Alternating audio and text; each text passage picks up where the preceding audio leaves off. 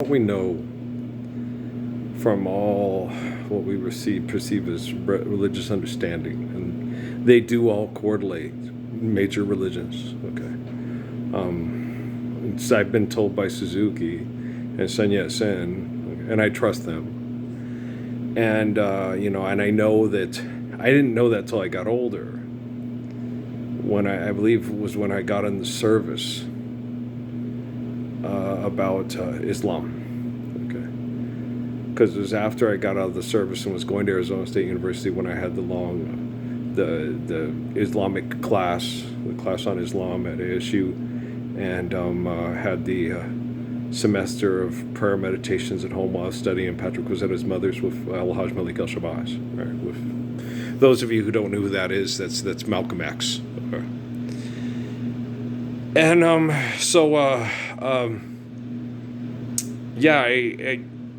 that's when I started realizing, that Jewish faith and Christian, and because Mormonism is an extension of Christianity, where people understand the religion of Jesus Christ and already understood it in the United States before the migration, because God's omniscient, omnipotent, right? Life is eternal, grace is infinite, right? So, and then when you realize, and what Keith, my professor at Mesa Community College during when Amy was pregnant with Noah, he said, Hinduism is your grandma's closet. All religions come from their perception of what they perceive as religion, and most religions are like that.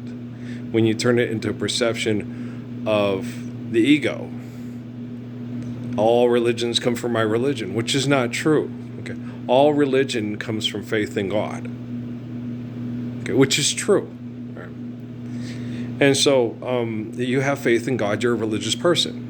If you don't have faith in God, you're going to be tribal, secular, insular, fighting, flagpole rags, war songs, finding new ways of. I hate that Reels 99 thing. So there are these people who are copsing out, running around. We had on the news today a young man on the Mescalero Apache Indian Reservation in Otero County, I believe it was. And the deputy got called on a welfare check, and he probably had poor training, and he got nervous. The kid had a air gun in his possession, and he was taking it out, and the way he put it down, it perceived as threatening to the deputy, and he fired 4 shots. And then the kid was on the ground, and he was trying to call for help for the kid being down, and the kid was moving. He said, "Don't go for the gun," and he kept putting bullets into the kid because he was nervous the kid was going to try to kill him. And he didn't want to go over there towards him because he was just he was in shock. Okay. And they sit there, they say, the guy, he's hardly breathing. He's gone into shock. He panicked, and he went into a psychotic break, and he was going through trauma. Okay. That's what happens with most normal people, regular people, end up doing something that violent through putting in a stressful situation in fear. Okay. I'm not that type of person. I'm not going to shoot. Okay. I'm the type of person, I'm in this car, if he shoots, I'm going to duck, then I'm going to say, hey, put down your weapon, then I'm going to shoot him. But I'm not going to shoot first. I've always been that type of person. Okay. I've always been that, hey, don't, okay. I'm not going to panic, and I don't want you to hurt. I'm a good person that won't kill people because I'm selfish, and I need to protect and take care of people, and I got to get back home to Kate and Emily and Noah and Crumb, and so when it push comes to shove, that's what I'm going to do. And there are very few eternal, true religious people in the history of the world. We're all cognizant of that. We have tons of literature, tons of stories, lots of them worldwide. There are people that we have stories about them we refer to as prophecy, okay, and they fulfill the prophecy.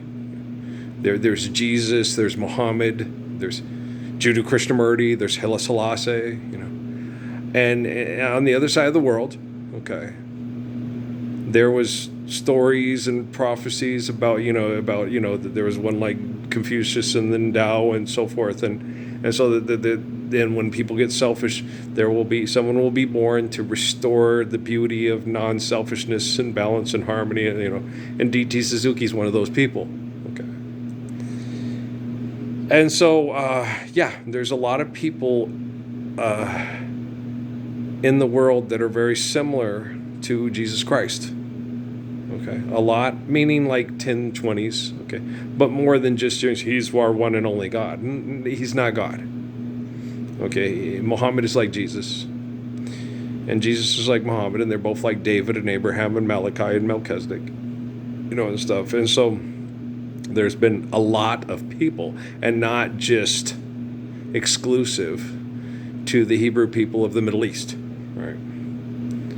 And so you've got to understand that. But as far as religious people that are those eternal lights that we know are going to help other people free the soul from the emotional, egotistical prison that they've been trapped in, the eternal wretchedness that Blaise Pascal talked about, who's also one of those people. And Lord Saladin, so there are very few people where people have your life story in a book and say, hey, you're the guy who's going to help restore till he appeared and a soul felt its worth, a thrill of hope. The weary world rejoices, for yonder breaks a new and glorious morn.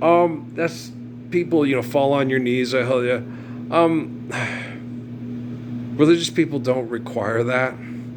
That's the King James people of the world, projecting their images, playing those mind games forever, right? You know what I'm saying? Thanks, John Lennon. You're not bigger than Jesus. The Beatles were not bigger than Jesus. No.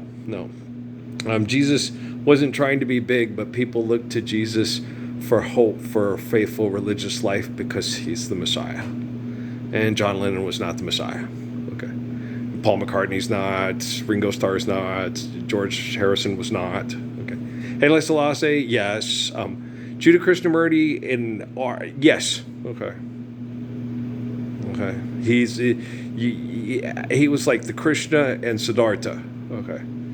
And to Indian people, that's their light. The Krishna means the enlightened one. The Buddha means the enlightened one, the eternal light. So, yes. Okay. If there's guys, Rabbi Wolpe and Jenks and to hell with them and Pope Francis and all them, hell with them. It doesn't matter what they say. It matters what I say. Okay? None of them have prophecy about their lives to say, this is the guy that's going to help restore true religion in people so they feel the worth of their existence.